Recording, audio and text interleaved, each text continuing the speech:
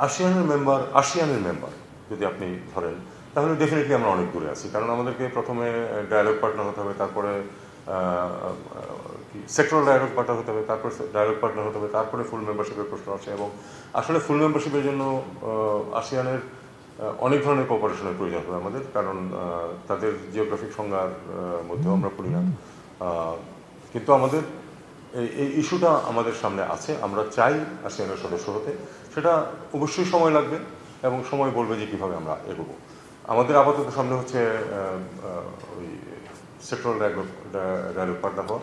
আমরা ARF এর member, সেটার মিটিংটি আমরা অ্যাটেন্ড করি, এইভাবেই আপাতত এগোচ্ছে।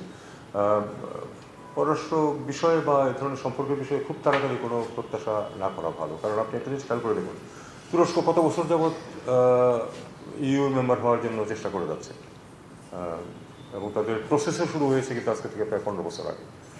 তো আমাদেরকে তো দেখতে হবে এভাবে যে আসলে তো যেহেতু জিওগ্রাফিক সংজ্ঞায় আমরা পড়ি না সাউথ ইস্ট এশিয়াতে, তাদের সাথে আমাদের একসাথে হতে হলে ফুল মেম্বার হিসাবে অবশ্যই আরও অনেক পথ পাড়ি দিতে হবে এবং সময় লাগবে।